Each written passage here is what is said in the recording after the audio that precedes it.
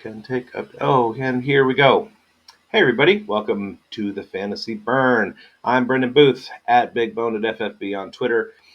Today, I have a special guest. His name is Peter Howard. He writes for DLF, Dynasty League Football. He hosts the Dynasty Crossroads podcast on YouTube, and he can clear up any of that stuff. If you want to find his stuff, the easiest way to do it, you can go to Twitter at PA Howdy, HOWDY, or Linktree. PA Howard is probably the easiest way to find all this stuff. He's got a great Patreon and a lot of free data for you, free Excel sheets, charts, and all that stuff. I'm a huge follower of his, and it's going to be great to have him in. So let's get the show started.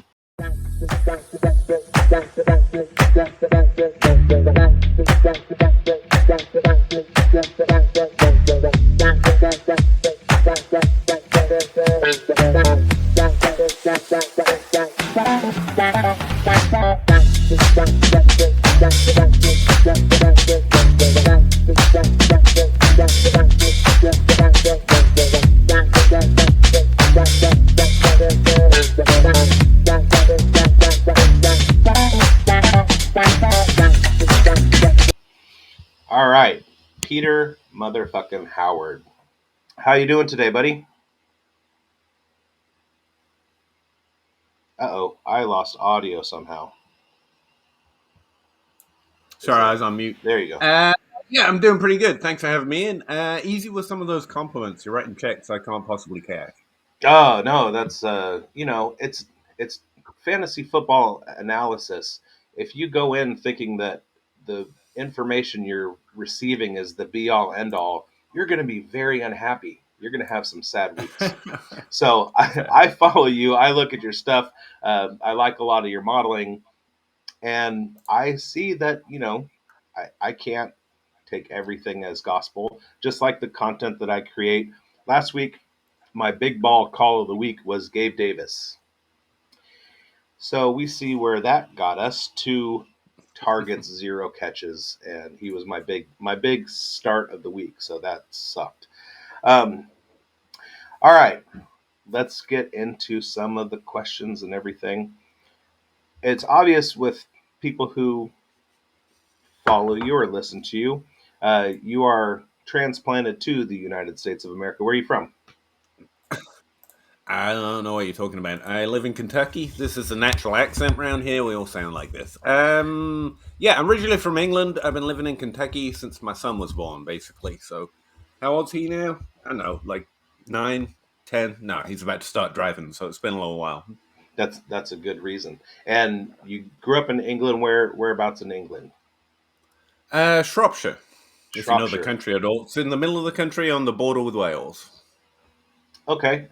Did you follow soccer while you were growing up? Was that Uh, Yeah, it's pretty much mandatory unless you're into rugby, I guess. But yeah, a little bit. Yeah, that I've was always enjoyed playing sports more than watching them, which I guess I don't know what that means for fantasy football, but that's where it is. But I followed a little bit, yeah, especially the national team. Did you ever play hand egg? No, can't say I No. did. So, is there hand egg American football in England as you're growing up? Do you play it at school? That kind of thing. Does anybody have an American football there? Throw it around I the never saw schoolyard. one. No, I had to. The only way I know English people like fantasy football is I moved here, started doing fantasy football, and then a whole bunch of people in England reached out. Like that's the only way I met. They weren't mentioning it when I was there. Put it that way. You might get run out of the country. But then no, it's changed. Well, sorry, it's changed a lot now. What with the NFL making a push and the London games becoming more and more of a thing, so I think the fan base has grown significantly since I've moved to America. Because the NFL itself's been making a big push in Europe broadly, but in England especially. Yeah, and especially the Jaguars. They are the adopted The team. unofficial team, right? Yeah. So Yeah. I did want to tell you, I am on your behalf drinking some tea today. I Oh, assume that's that's nice. that's what's in your cup. No, coffee. Big tea drinker. I can't get a reliable, sustainable source of tea over here because I hate paying those prices for it, to be honest with you. And you can't get a decent cup of tea in Kentucky to save your life, as far as I can figure. So I switched over to coffee, mostly to keep me awake, and it helped me get off soda and Coke and Sprite and stuff for the energy. So Red Bulls. yeah, yeah. Y'all want some sweet tea? Sweet tea is really good. It's not nearly the same, but I was surprised how good it is. Because yeah, I didn't drink that till I got here either. I was formerly married to an Arkansan woman, and she Yep. grew up with sweet tea in her baby bottle, and she would make sweet tea at home, and it was literally a pot of water with 12 Lipton tea bags and a cup and a half of sugar, and it was like Yeah, your teeth more started sugar than burning. water is generally the philosophy there. Yeah. Simple syrup with some tea steeped in it. So yeah, not a sponsor, but you can be, Berman. I do have a website for you. It's bermancoffeecompany.com. So Okay. I roast my own green beans at home, and I source all my coffee from them. And they also have really good tea from all over Asia, basically. Um, really good quality loose leaf tea, and it's very affordable. And so I get a lot of tea from them. So Berman Coffee Company, Berman Coffee Traders. I highly recommend them. All right. All right. So your educational background, obviously, like life takes us to many different places. I got a degree in psychology, worked in psychiatry for most of my professional career. What was your education? Where you went to university? What did you study? That's more boring stories, man. Where do I go to university? I went to university at a place that's now got a new name, which makes me feel kind of like it sounds more suspicious. But they changed the name after I left. But it was called University of Wales, Lampeter, and I think it's called St. David now. It was top five in for history, top three, top five when I went there, and I think it still is mainly because of its archaeology department. And I went there to study ancient history. So. What is your ancient history bag? What kind of civilization do you focus on? What's your favorite? Well, I can't say I'm in the field anymore. Where I spend most of my time doing this now, but you're kind of limited in a certain way. It's something you don't figure out until you get to university, or I didn't. You're limited in what you study based on what your lecturers study, because that's what they can teach. Right. And the only guy that wasn't teaching Rome and Greece, which were fascinating to me because I didn't do it in high school. A lot of kids studied it in well the equivalent of your high school, and I didn't. So it was a completely new subject to me. That's what attracted me to it because I basically been studied World War One and Two for 10 straight years, and I wanted to do Yeesh. something different. And so I was like, let's make sure we can't study that anymore and do something called ancient history. So Roman Greece was really interesting to me, but it's also kind of the majority of ancient history. Like that pretty much makes up the bulk of ancient history. But there was one lecturer we had who's an interesting character, but he's taught and studied about Anatolia, which is Greeks, which is sorry, which is Turkey, but it mainly filtered into ancient history through the Trojan War and the Greek Trojan War, which is supposedly something that took place in what we now call Turkey, but for the period we call Anatolia, more broadly for the area. And so I ended up focusing mostly over there as far as a civilization goes. The Etruscans were interesting, but there's only so long you can learn about. There's only much. There's only so far you can go when what's interesting about a people is that we don't know anything much about them, and Sure. so it's Yeah. really hard to get into it. But Anatolia was interesting, and the Trojan War got me into thinking about discourse and narratives because really it's this huge historical event which defines really a lot of the subject of ancient history from Greece all the way to Rome, and certainly defined the culture. It was a central piece of who they thought they were and the stories they told themselves, out told about themselves. A lot of the myths are connected there, but it's basically just a story. Finding a That's what my dissertation was on for my bachelor's degree, proving a historical context. Here is a reasonable explanation that this event even took place historically, not mythically, is actually really hard. There's literally a place right now called Troy that you can visit, and that you will be taught this is where this happened. And I can't show you that it is even an event that actually happened outside of a story that was originally told as a poem that was told and wasn't written down for 600 years, and so on and so on and so forth, maybe written down 600 years after the events meant to take place.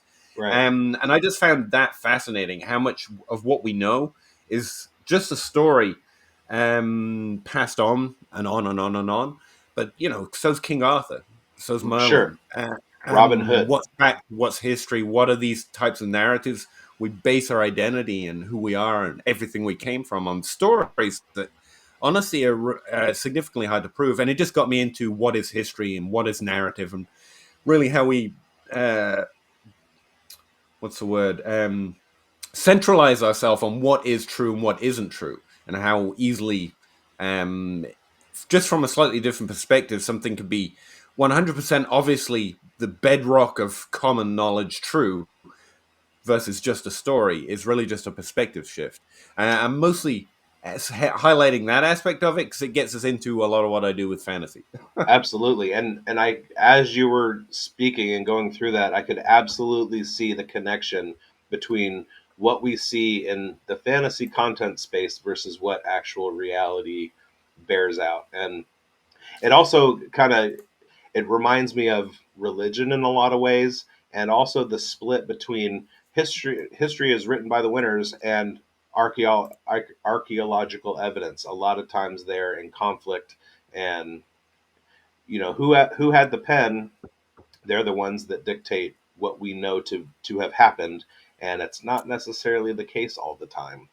I So will say the archaeology has moved on a lot since I was in university. For example, the archaeological dig has gotten a lot more sophisticated and found significant other findings that I'm barely able to keep up with, just as a side project, mainly because the guy in charge of it, the guy in charge of the dig now is German. And one of the things you learn pretty quickly about ancient history, especially archaeology, is that if you want to get good in it, you either have to be able to translate or know someone who can translate German, because that's where a lot of the great scholarship, especially from that area of the world, is coming.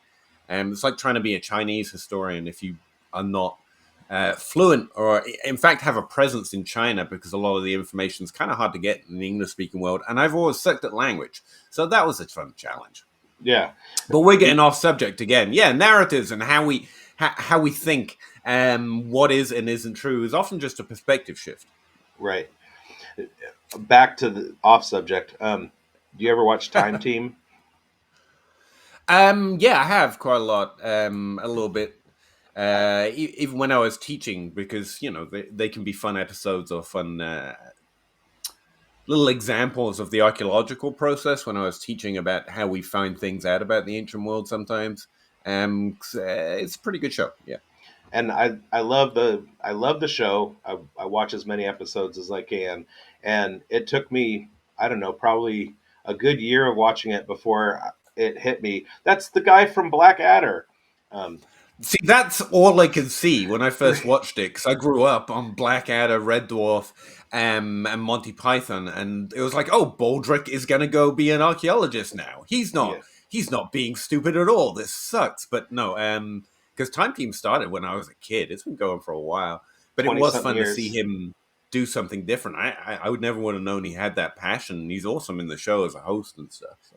I do. I'm in a sketch troupe, and I have um, a video side of it where I shoot little videos for the intermission, and my film production company for that is Thundering Gherkins. So that's Right. little Hugh Laurie Blackadder flashback. I thought you were going to reference turnips of some sort, but that'll do. That's good. Right on. Okay, so you went to school in Wales, and then you wound up in Kentucky. Yep. Did you come to Kentucky and study, or Oh no, it's by design. I was always aiming for a very small part of Eastern Kentucky no one's ever heard of. No, I met my wife, or who will become my wife, in my first year of my master's degree in Wales, and she lives here, and it just makes being married easier. Yeah, that's why I went to Arkansas Well, Tech University. some days it makes it easier. Some days we're like, it might have been easier if we weren't on the same continent. But most days it's easier to be married if you're on the same You continent. could have stayed in Wales and moved to Wrexham. Yeah, there you go. All right.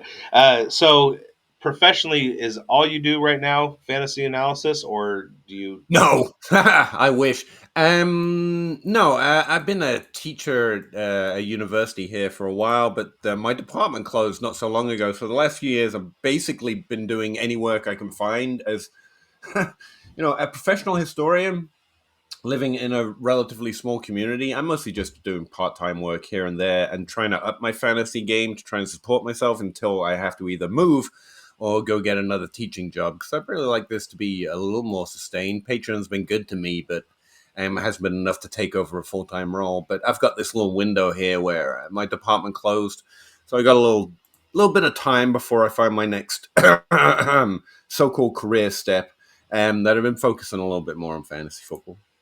And do you see the irony in the fact that you are now in Kentucky, which the Appalachian Range was previously what is the Highlands of Scotland, and uh, you know what I'm trying to say? Like that was all part of the same mountain range. The Appalachians went up through, and then the continental shift split. Oh, And you're going way way back there. Yeah, the Appalachian Trail, the Appalachian area is fascinating. Actually, just because I've been teaching anthropology, or was teaching anthropology here mostly, which is like culture, rather than the history. Although it all kind of intertwines, obviously, when you get to anthropology, and what is and isn't Appalachia from a cultural point of view is really interesting, because you got the obviously Appalachian Trail and the Appalachian Range that you're talking about, which I'm guessing geologically links back to Scotland, but my ancient history is a bit after those geological sure, changes, sure, and cultural. My cultural experience is more about Appalachia as a unit and the different areas of cultural significance. It's actually really interesting. Just the fact that you said it correctly, according to the people around here, is one question I always found really interesting, because especially in Kentucky, although all over America, there are places named after other places, but they say them differently. And that was one of my first introductions to cultural anthropology. A place name is meant to be said the way the people that live there say it. So you've got right, Versailles here instead of Versailles. Both are correct, because if you sure, live in the place, you get to decide how it is damn well said. yeah. But sorry, I'm going off on one. No, there's a lot of examples of that. Martinez, Georgia, is one. You have um, Petit Jean Mountain in Arkansas, which it's either Petit Jean or Petit Jean. You can't have both, but they say Petit Jean. There's El Dorado, is a city in Arkansas. So yeah, I have a friend who a family friend came from there, and if you say El Dorado, Arkansas, she will bite your head off. It's culturally that's the place name is El Dorado. Well, some people care about it and some don't, I assume. But yeah, it's always interesting to see how people pronounce it. Yeah, if you want to get into it, Kentucky's one of the more interesting areas. There's like a four-state area down here, that crosses West Virginia, I think, and Kentucky. There's an area of Appalachia that whose accent is actually more historically accurate to my heritage, to English, than mine is, Right. because they basically went up in the mountains and stayed there, and so the linguistic evolution, and certainly in terms of the accent or even the language development, stays has stayed more true to English from the 19th century, say, or the 18th century than English did, because it was more influenced culturally by other areas and other accents, and the language morphs and moves forward. So that's another really interesting aspect of the Appalachian region around here. Yeah, I thought it was funny that because Kentucky was a lot of Scots and British English people that settled it, the fact Mhm. that they went from one part of what was continentally that area to another by having to Mhm. cross the Atlantic Ocean. I always thought that was kind of funny that they not a lot of people know that that's the same landmass back in history. So they started there, I'm and not then sure I they did. I assumed because eventually you've got what's the supercontinent called Europa or something, where all the landmass was connected at one point, but I'm not exactly sure which part meets where. Although it is interesting in terms of they break a lot of it down through animal migration and where animals exist in two different places, but are separated by oceans, yeah, and they think it's because the geological changes at one point the separated them out. Yeah, migratory swallows carrying coconuts. Um, there you go. and I totally lost my track. It's fine. I can edit This happens. for. I've just made this my podcast at this point. I just start to because in the off season, I'm my interest diverse, and it does link for me, even though it might not sound like it right now for this episode. And I apologize, but the study of history links directly to me for why I'm interested in fantasy football. Why I keep going with it, at least. Where I'm interested for the same reasons everyone else is. I'm a fan of football, and I quite like sport. Right. And I also like beating my friends in this small little silly game we play on the side. But the thought process and what I learned and the way we study history, for me, often links to fantasy football in these weird, odd little ways. And I start to go off on a tangent and it links right back to fantasy football. And so I started making my off-season version of my podcast exactly this. We start in a place that is entirely unrelated to anything. And then I talk about why these two things interest me, essentially, how they connect in my head, mostly in terms of the logic or the way we can make decisions based on what we can learn from just learning how to learn, how to think, how to develop ideas, how to develop a process so that you're making the right decision or more often the right decision, even though you might not know the future. Right. And this is something that I try and hammer. We're in the business of probability, and we want to look at what is most likely to happen. And the way that you get to that point is you can free form analysis with your own brain.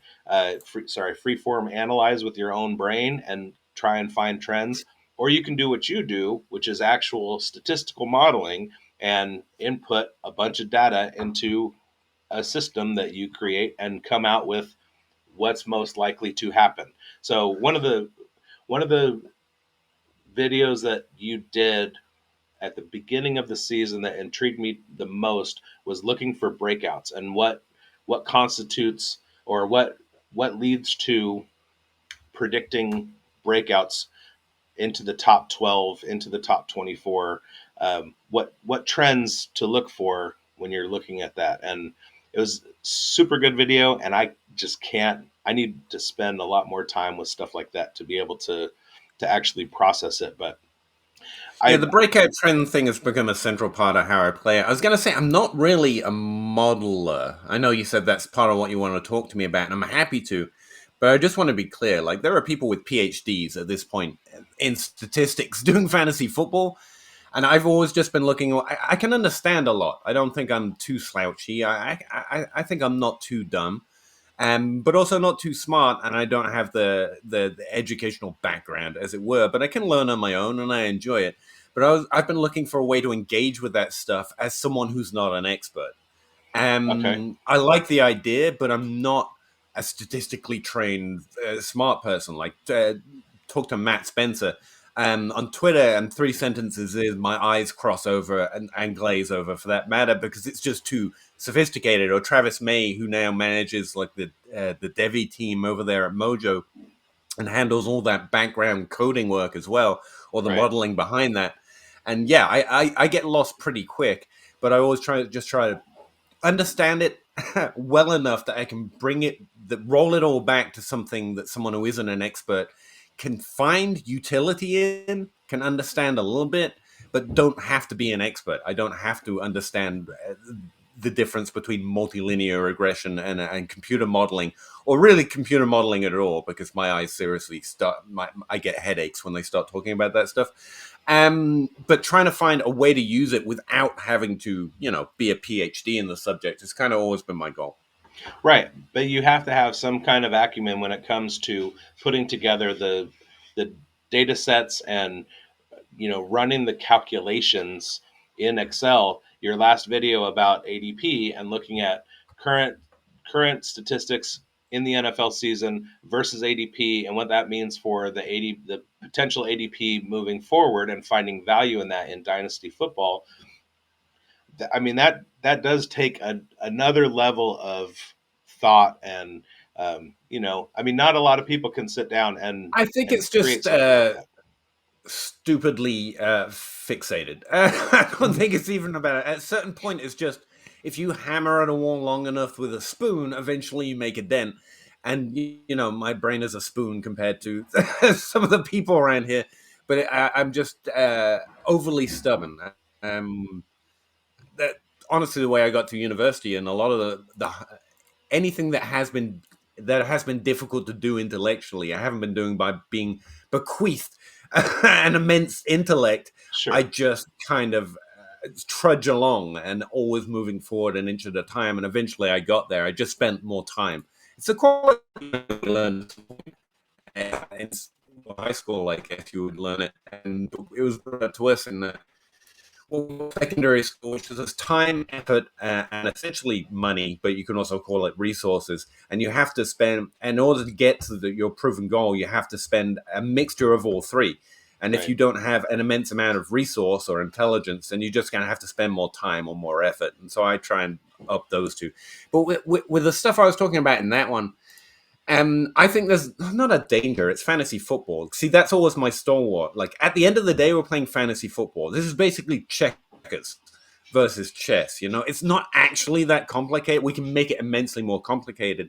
And listening to people like oh, what's his name? Shit, it jumped out my head. The guy who writes the utility report, paying Greenwich and stealing signals. They're so in the weeds and sophisticated with our analysis. We can chase that. I'm chasing it. And they're going play-by-play data, which Excel can't even handle. I've tried doing play-by-play data for individual seasons, and it's too much for Excel to handle. It breaks down, at least on my poor PC. And so listen to them, by all means. Breaking down what's going to happen because of what's happening on that minute level is fascinating. But I Right. think when we try and boil it back to a place that we can use it, sometimes we oversimplify and lose what they're adding to the game, or what they're adding to our knowledge base. And trying to guess what goes forward by using statistics can often turn into, well, this is good in terms of yards per out run that video is on.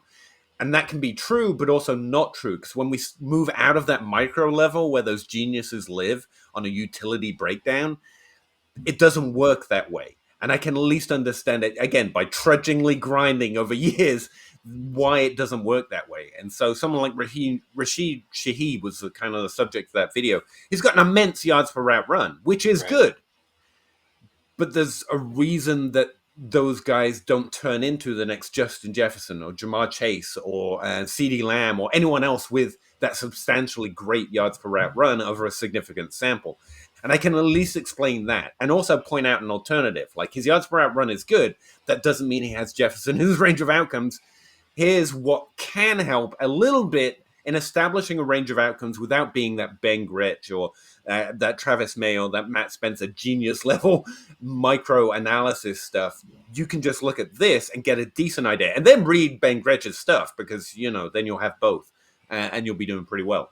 I get the stealing signals newsletter, and it sometimes it helps. Yeah, Sometimes it helps. That's a my good way of saying it. my what popped into my head for you was Rashid Shaheed. Is what I was thinking. The guy was averaging Oh, very good. 50 yards per catch, 50 yards per run at one point. He's just not getting the target. So to create a model to figure out where he fits, you need to be able to, pull him in as an outlier, look at other things besides just simply his yards per route run, because there are other indicators. And not only that, but it's with the individual, but it's also a team effort. So you have, say, Jordan Addison, who has sustained success since the since Justin Jefferson was hurt with Kirk Cousins, and then Kirk Cousins goes out, and here you have Jaron Hall, and how is he going to get the ball to Jordan Addison? And then whoops, here we have Josh Dobbs, and all of those things factor in. I mean, I have an exercise that I would like to do. I'm not going to waste your time with it, but I'm in the Women of Fantasy Football charity event, right? And it's a best ball league. Hmm. And I every just about every week I sit there and I look at my roster, and it's like Lamar Jackson and Travis Etienne and just all of these guys that are really, really productive in fantasy football. And I'm 1-13. I look at this roster and I'm like, how in the world does this happen? And it's a combination of guys getting hurt, guys having bad games at the wrong time, this strength of schedule that I'm going up against. And none of those things can be put into a spreadsheet because they are the randomness that happens in life, which is the one thing that will always subvert statistical analysis, whether you're talking about fantasy football or baseball, poker, whatever. Randomness is not predictable. I mean, I think that's linguistically, actually I think that's one of the strengths of trying to approach it through a process. Though the whole idea is that because there is randomness, what you're looking for is what happens more times, and especially in a baseball team, more often long term. And so you can't predict those individual things as well, but you do know over the long haul, if you have this type of player, you'll win more times out of 10. You've just got to wait for the numbers game to catch up, as it were. right, And I think that's one of the strengths, and I think that's one of the ways it's helped me in Dynasty. It's moving away from the almost away from that genius level micro analysis and staying on the broad spoon level mind. I guess that's a thing now for me. Um, and just looking at, okay, I'm not going to win often. I'm not going to be able to get the result I want this week or that week, but I do know if we play 10 games out, I get this more often, which will work out. In a best ball league, that's actually killer. Because you don't have to make those start sit decisions. You can just roster those high volatility players. You can rely on quarterbacks coming back to the average eventually. Like you mentioned, Lamar Jackson, he's one of the few top five quarterbacks actually paying off a little bit, especially based on his slight ADP reduction this offseason. But a lot of because I've been building through strength and superflex leagues, which is mostly where I play these days, and quarterbacks have been suffering this year. But I do the floor of that play is I still had these rare top five quarterbacks. The value is still there in Dynasty, even if the points differential wasn't significant enough. And so, in a few places where it's just worked out similar to what you said, like the DLF Pods League is one. The podcast for DLF will have a league together. And I'm built through quarterback there because it's just a solid way I like playing in Superflex. So I had Mahomes and I had Patrick Mahomes. um, and Lamar Jackson. And like, I have never not had two top five or three top five quarterbacks. This has been a way I've been approaching that league. And like you said, before mid season, it was very clear I wasn't as competitive as I thought. But the floor play of it was the baseline of I know this, therefore that was I could sell either of those and immediately be in a much better situation for next year. And I've ended up trading Lamar Jackson for I can't even remember what it was, but I got two top five firsts, and I'm immediately going to be rebuilding my team. And that was the solidity of that play that I know Lamar Jackson or Patrick Mahomes are going to be able to help me build for 2024 if they can't keep it up. right. But I am pretty disappointed in the quarterback scoring this year. We're looking at a 4-year low. Probably should have seen that coming because when we can't have nice things for very long, and the quarterback scoring has been elite for so long. And it's not just the scoring level because the points per game is down. It's also the differential, like I mentioned, the difference between having Mahomes and Carr or Jared Goff this year is slightly less than it has been the last 3 years, even when the points per game decreased in some of those years. And that's really had an effect on QB strong teams. You're not winning as much with them. And so, some of my worst teams this year, and my best teams in terms of quarterback strength. Yeah, and Sorry, I didn't mean to go off there, but no, I mean that's what we're here for. I see that in a lot of the leagues that I'm in is that guys that have consistently been strong, have put together strong teams, they're lagging a little bit this year. They're not quite as dominant as they were in most of the startups that I was in this year, especially in Superflex. I tend to kind of fade quarterback a little bit, trying to hit on wide receivers just because they provide more points per week. and then looking at running backs, and I have a lot of investment in Sam Howell and C.J. Stroud and Desmond Ritter, and 2 out of 3 of those have worked out. So running about 66% is not. I mean, I can't really ask for much more than that. In all the leagues that I was like, okay, I'm going to go with consensus and standard ADP and not take chances. I've just been absolutely ripped apart based on injuries and things like that. So Well, one of the the things I think I'm sorry. no, I Carry on. was just going to say the chances that I thought I was taking at quarterback played out. The chances I was taking when I was doing zero RB and fading wide receivers, those haven't worked out quite as well this year as I would have hoped. Well, one of the things I think I missed, and that's always what I'm most interested in. What did I not exactly see because I want to see it next time? Is about that breakout trend video because I try and do that process every off season. And this off season, we correctly identified it was a low breakout year, which it is. I mean, tell that to someone with Puka Nakua, right? But in terms of the number of breakouts at every position, it's a relatively low breakout year. And I didn't quite know what to do with that. So I went with some offbeat breakouts, some breakouts that aren't typical, but are in the mix of above likely, and like Rondell Moore and Rashad Bateman. And those did not work out. No. And I think what I missed was because it's a low breakout year, the other trends that we know to be true more consistently over time have been so much stronger this year. It's having Carr, it's having Goff, it's having Adam Thielen, even Mike Yeah. Evans, at least to start the season. It's those longer term trends that we always know that those over 27-year-old wide receivers are a little undervalued in fantasy because they always have their ceiling and they have a much better floor than most because so few players actually hit the types of positional ranks we want over a 10-year period. And so the teams that are just built solidly this year using those trends, like the teams that are kicking it in my leagues, they've got Derek Carr, they've got Adam Thielen because they just didn't care that he was getting older. He's worth nothing. I'm just going to keep him and see what happens.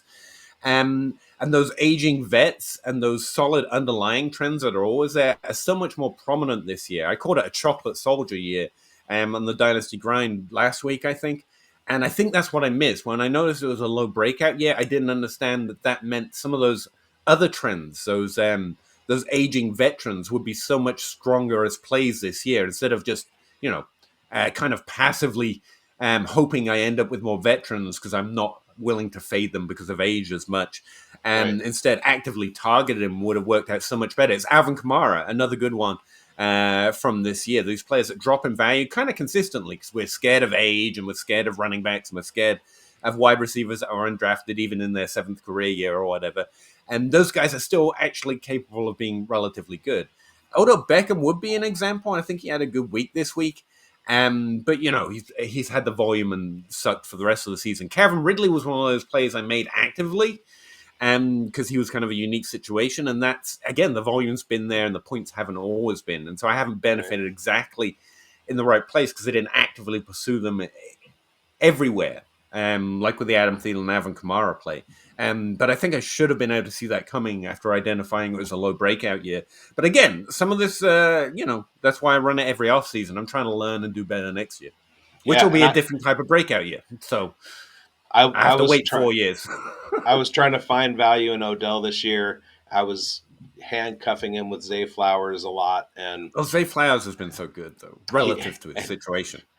yeah, and as a he's not getting the touchdown spikes, but he is getting a lot of the volume and Mm-hmm. taking that away from what I thought Odell was going to be doing. I thought that being a veteran, Odell Beckham Jr. and this is the difference between uh, using statistical modeling and then using like kind of free form brain analysis. I'm looking That's at that okay. situation. Use heuristics. Adam Haas has been using it to kick everyone's ass for years, and he just used common sense phrases that he calls heuristics, and that works just as well.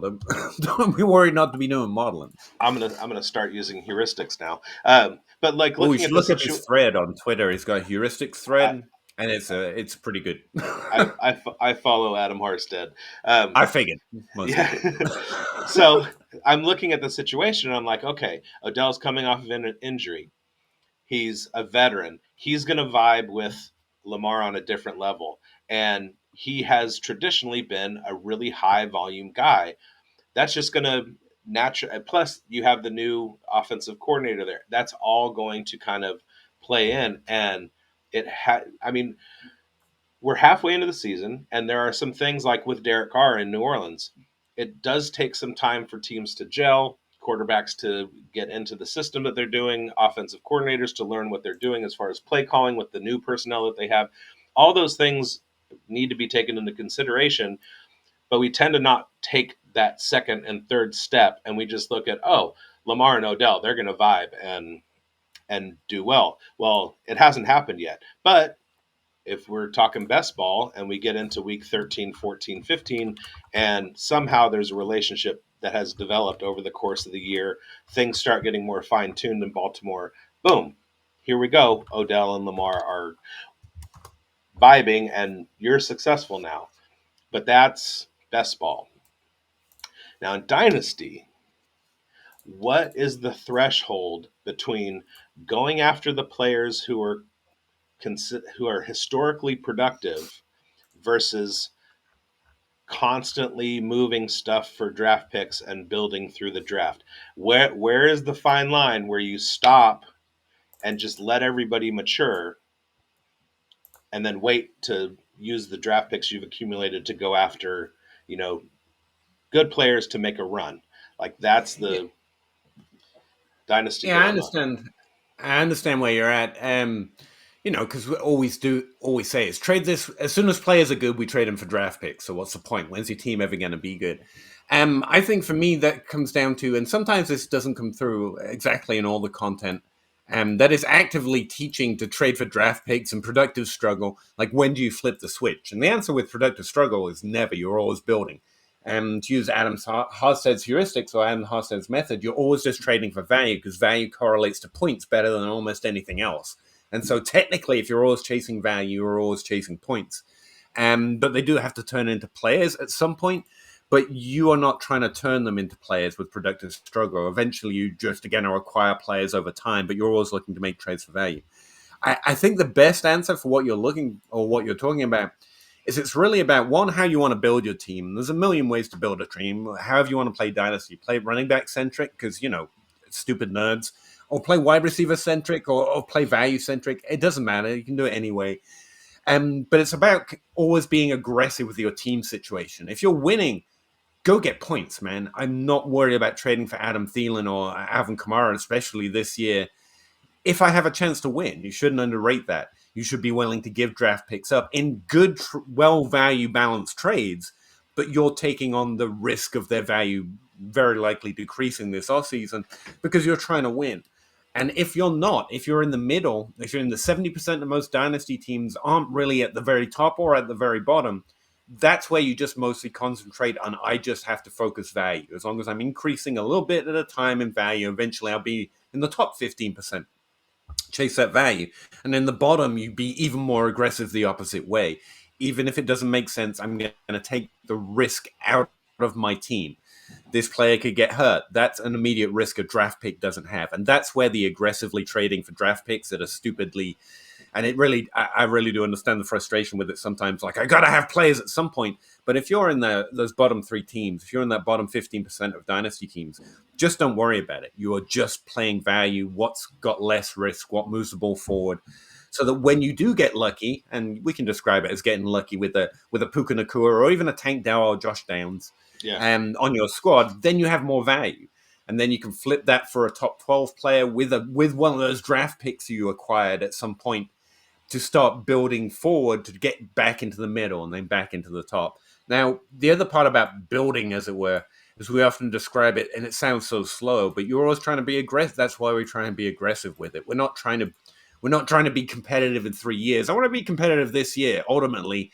And beyond that, I'm trying to get competitive next year. And you can still have that mindset while trading for draft picks or trading for value because you just know you just got to be more active in your moves moving forward. Like if I have to get ready for 24 right now, okay, I'm trading for draft picks in 25, but the reason is because they are more tradable to more teams in my league this offseason. So I can aggressively target. Like Gibbs has been phenomenal this season, especially obviously since David Montgomery went out. But based on ADP from 2014 to now, what we have typically done with a running back drafted as highly here as he was with his points per game is make him fall back about 20 spots in ADP. So if you're acquiring value this offseason, technically it shouldn't actually cost you more to get Gibbs, despite the fact he's been phenomenal. Right. So running backs continue to be an area we can exploit in Dynasty because of the downturn. Um, in running back scoring event broadly, knowing that that should bounce back at some point, and there are still some really good players in the league. Some are older, so they're losing value, and some are younger, didn't quite so far peaked as well as some of those 2017 running backs have. So they might be underwhelming to some of their dynasty rosters. And by the time that team gets to its offseason, they're like, well, shoot, I didn't win, but I have some good young players. This guy's offering me draft picks, and you can get more competitive for next season, and he can start building. You've always just got to consider your teammate situation, your league mate situation, while trying to aggressively target your own. More than anything else, more than acquire draft picks or acquire players, you're trying to go in a direction with your team. Right. It's not so much about the players you're rostering as the direction your team's going. That's So I think for me that's become the key to dynasty. It's your team, not your players. Yeah. right, and so essentially install the correct process, and then eventually you'll see the results. Try. And Yeah. there are many. Like I wouldn't say everyone should build like I build or try and play dinosaur like I do, but do develop an idea and aggressively pursue it. I mean, what's the point in not? Like we're going to sit here for 3 years and hope we get lucky. In the rookie draft, some people play that way and they're very good at it because they're exceptionally good at drafting in the rookie draft, which is a hard skill to master consistently over time. So they play that way, and that's awesome. But you've got to play to your strengths, what you're good at. I don't think I have particularly good eye, which is why I say, I don't watch the games, ha ha ha ha ha, because I'm just a nerd. Because I don't think I'm going to notice something on film that other people don't. Same with statistics. I try and understand as much as I can to find what I can use, but I don't think I'm going to out Ben Gretch, for goodness sake. I could end up with a league with. I'm not going to out micro data arc him, but I can play to my whatever my strengths are that I think consistently will put me in a more winning chance than I would have been if I didn't. Anyway, sorry, I'm kind of getting into vagaries here, but you got to play to your own strengths, and that's fine. You shouldn't play like I play, but do try and develop an idea of how you want to move your team forward and pursue it aggressively. Yeah. Cre- Create the direction and then move in it. So Yeah. you said something interesting about watching games. Do you actively not watch a lot of NFL No, football? I kind of joke around with it a little bit here and there. I don't watch who would watch stuff like that, but no, I really enjoy sport. I mean, if there's nothing else on, I'll sit and watch golf, and that's boring as God, that's not a sport. Actually, actually, cricket is actually much more boring to watch, in my opinion, even though golf's a go-to. But yeah, I'll sit and watch any sport.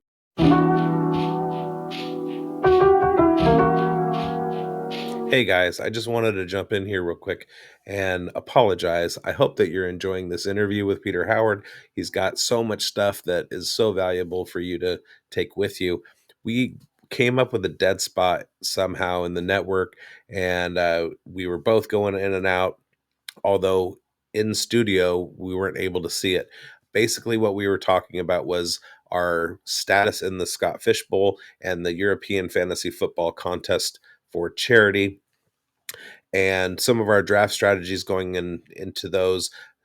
Some of the draft strategies included drafting for best ball, drafting for tight end premium and stuff. So there's some important information that you have no idea that you missed towards the tail end of that conversation. And right before we got into the other stuff that you'll see in a second, Peter he shared the meaning of life and what we're doing here, and broke down quantum physics, explained quarks, and gave us the key to immortality. And I unfortunately don't have that anymore for you guys to see. So for that, I'm sincerely sorry, and I hope you enjoy the rest.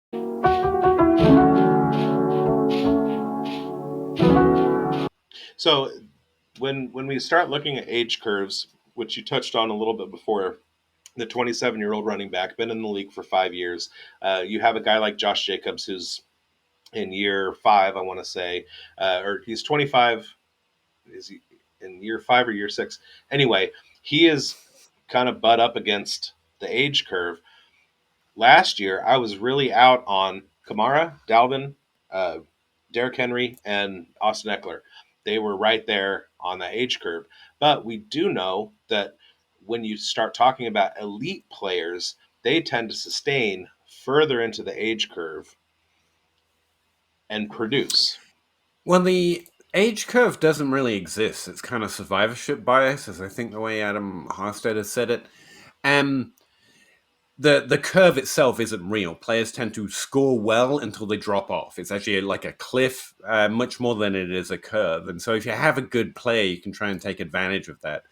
But the way I would think about it, the way I think about it, is with running backs especially, it's not really a production curve or a production change; it's a value change. This is Right, something Zach Reed from the Dynasty Dummies podcast. It's a big way part of the way he plays. He drafts at an above average rate pretty consistently, which again is a really hard thing to do.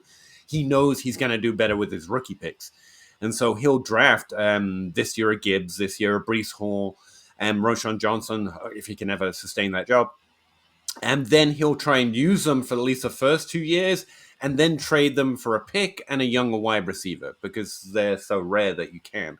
And so that's an active type of way that he tries to play in Dynasty, utilizing his skill at drafting to get running backs and trade them out to keep building and moving forward. Because wide receivers, but the key part here is that, again, Alvin Kamara should be valued like Christian McCaffrey, but he isn't. And part of right, that's off field concerns, but it's also just age and a lack of hype recently.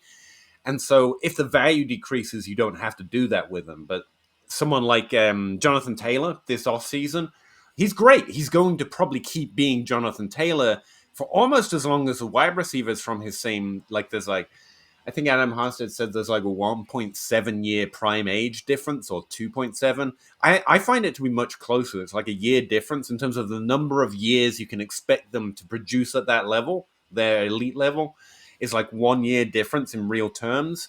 So it's actually, there is an edge there at wide receiver, but it's a lot less than is reflected in the value market because pretty much Jonathan Taylor now is not going to increase in value ever. Alvin Kamara won't, Christian McCaffrey won't, but they're a lot further into their careers. right. But running backs by year 3, they're pretty much a losing proposition unless they're, to your point, they're Christian McCaffrey and everyone just knows, no, we're just going to keep him up here no matter what. But Right. then every now and again, even at that level, you've got Alvin Kamara producing almost about the same as him consistently, but he's still dropping because he had off field concerns. So getting out by year 3 can be a part of the dynasty process, but it's always about the trade and it's about how you're building your team. Because you could try to play in a league with Zach and scoop up those running backs in a way that makes value sense and still be dominant in that league. It's not like trading the running backs away is something everyone should do. You're just trying to approach the league in two different ways, you know? Yeah. Sorry, I forget the original question because running backs is I got a whole spiel about running backs and I just got to roll it out.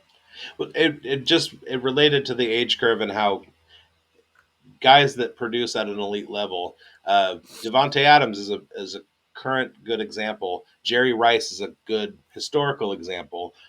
Those guys who produce on that elite Pretty level, good. they right, they sustain longer than the average player. So they're you can't there are some players, there's an elite level of player that you can't really apply the age cliff, if you want to use it that way. uh, you can't really apply that to, just because those producers get put in the position to produce, whereas somebody else who's a mid-level producer, their career is going to be over a little bit quicker at a younger age, whether that's due to I think injury we or might opportunity. I actually think we might differ there a little bit. Again, I see it more as a I would only apply the age cliff to players at their ceilings. And so like Alvin Kamara and Christian McCaffrey, I expect them to keep being good, but they're increasing risk the older they get. But I don't think Roshan Johnson will never be in the conversation with that ceiling, if you know what I mean. Yeah. So he's a bad example this year because he hasn't really paid off. Tell me about it. Gibbs Gibbs has kind of got Kamara in his range of outcomes, so he's not. Travis Etienne is solid. Okay, let's go with Travis. Like Travis Etienne is a big winner this year. Like he's done, and I think I should have seen that one coming too. But he's a league winner this year because his ADP wasn't adjusted for. Um, I don't think ETN ever has CMC in his range of outcomes, but he has the same number of years in his career that I would expect most running backs to be capable of. And so Christian McCaffrey is further along, but with a higher ceiling, whereas ETN has more years, but not still an elite level ceiling, but not quite as long, like a Jonathan Taylor. Right. And so I adjust it for what I think their ceiling expectations are, but I think they all have a reasonable expectation of having a similar number of years capable of producing in the NFL. So yeah, that I kind of see it a little not differently, but on a tangent. I don't think Christian McCaffrey might be bad last year, might decrease next year. I think he's either going to be Christian McCaffrey or he's not, and there's a Okay. risk in that, and it's increasingly. He's got a greater risk of not Right. immediately being Christian McCaffrey, whereas Travis Etienne has more years left, but I think he also has a lower ceiling, So in the which is, range of outcomes, very we're looking small at difference, but still. one guy who's going to score 20 points per game for the next 2 years and then fall off a cliff, whereas the other guy is going to score 15 points per game for the next 5 years. That's kind of what I'm saying. Yeah, Kind yeah, of yeah. okay. That's a much better way of saying it. Well, And so that's kind of the way I approach Age in Dynasty. If I'm on a highly competitive roster, again, I'm not going to underrate the chance to win. CMC is of more value to me. Like, I want that value. I want them points. And so trading into CMC makes more sense to me, even though ETN has, X number of career years. But again, that also depends on how you've built your roster. So right, and you can always move off of McCaffrey next year too. Okay, so well, that's the thing though with those older players. I don't think Christian McCaffrey maybe he may be like one of those exceptions, but Alvin Kamara, if you've got him right now and you're not winning, you should trade him. That's the way I approach the Ave Cliff because even though he is undervalued, he's going to be undervalued this off season as well.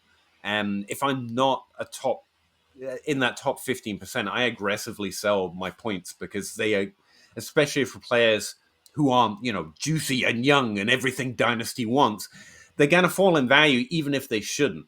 And so we can yell at the clouds. Old man yells at clouds. Alvin Kamara should be valued more. He should be, but he's not going to be. okay, And again, playing for my roster instead of my players. I mean, you could just aggressively trying to build and keep Alvin Kamara, but again, it comes back to what your roster looks like.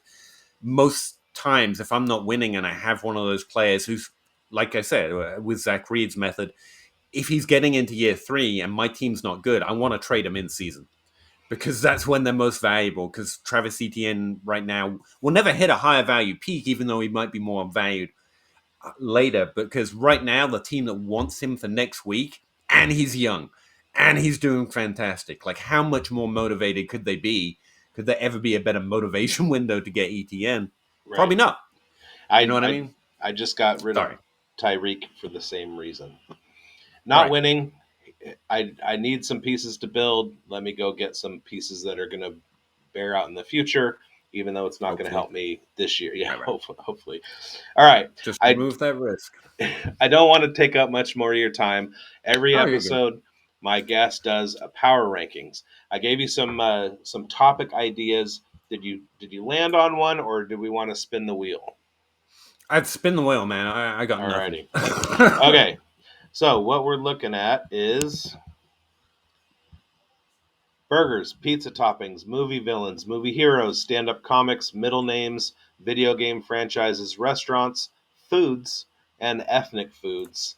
Let's see what Peter Howard is going to do.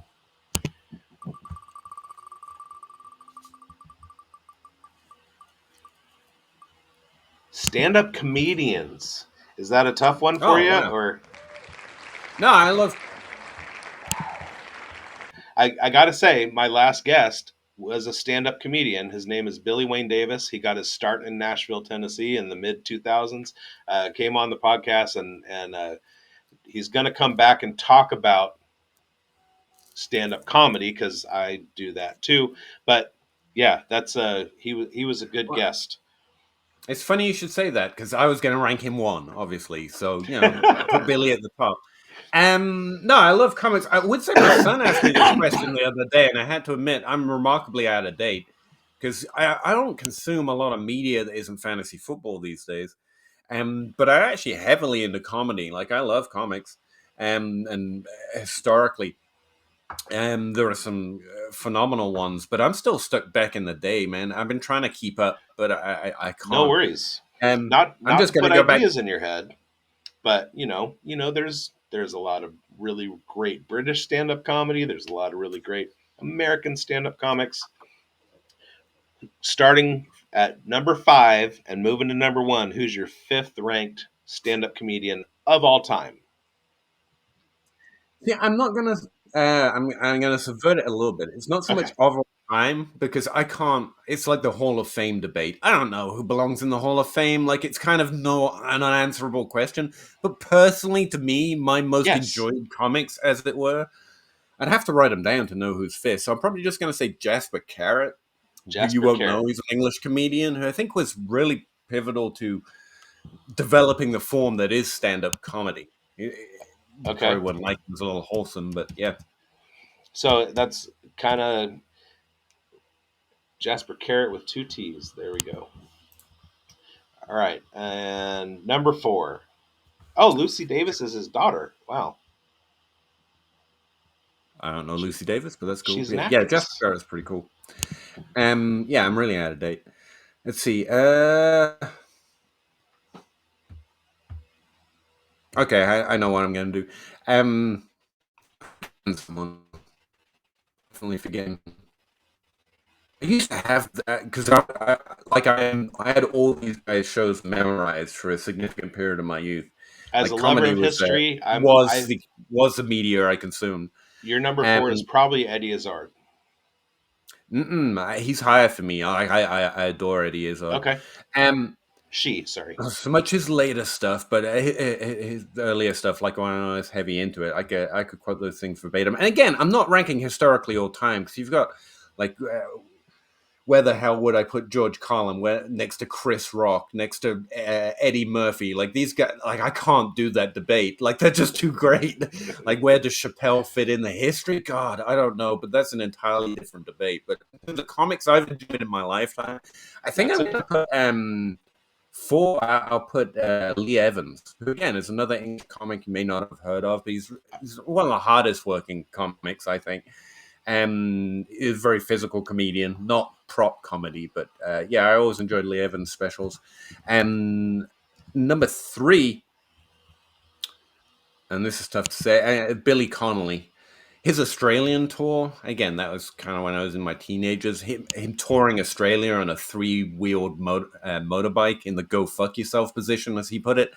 That was on repeat every night when I went home from school. I love that damn show. And number 2, that's where I'll put Eddie Izzard. Okay. Because yeah, I adored, especially his Dress to Kill was phenomenal.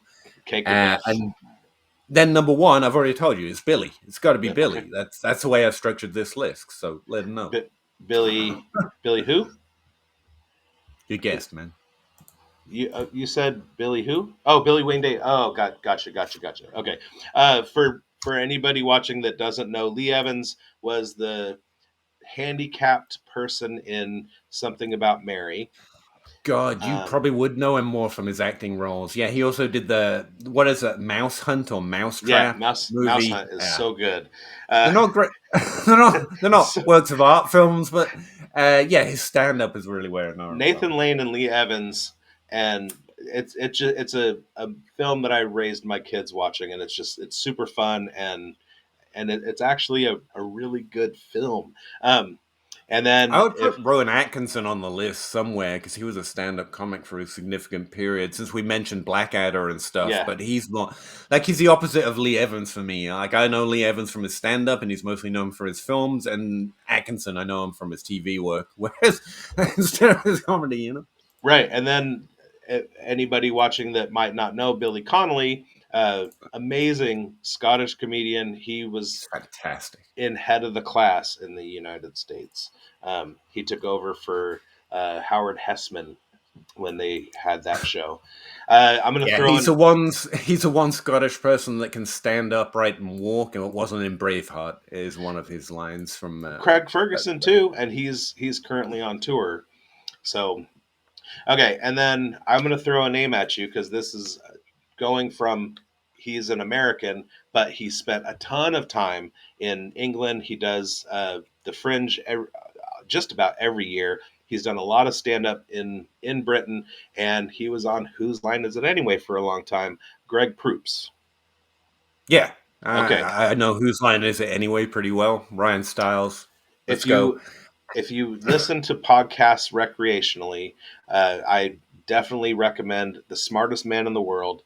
Go back to the earliest episodes. He's weeded off into a different space, and you kind of have to be a hardcore traditional listener to listen to a lot of the stuff now. But when he was touring pre-COVID and doing a lot of his shows, he he is one of the smartest people ever, and he weaves history into almost all of his content in the early episodes. Okay, so Hmm. Berman Coffee Traders, Berman Coffee Company, Hurling on YouTube, and Greg Proops, Smartest Man in the World podcast. If you I've have never some free left with time, a list of homework from a podcast, but this is good. This is good. that's good to know.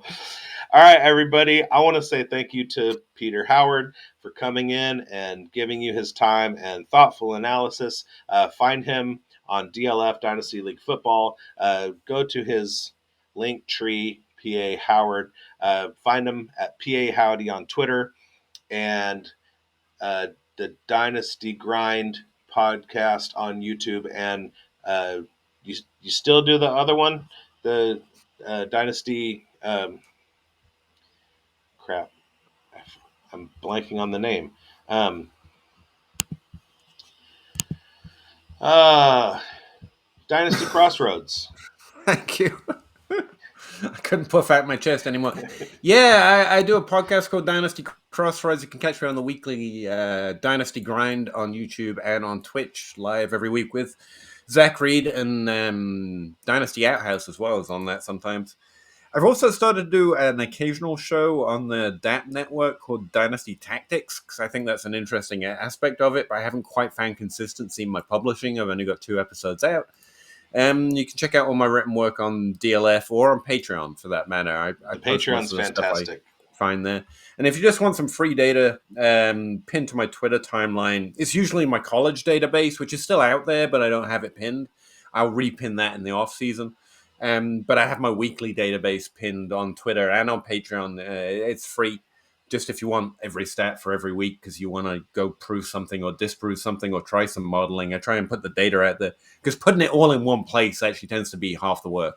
I've found maybe 90% of the work once you actually know what type of stuff you want to do. And I hate that stuff. It's tedious as hell. So I'm trying to take that work out for for some Well, people. More one people more trying to figure it out, the better we get. So one more question that I just thought of. Do you play a lot of Debbie?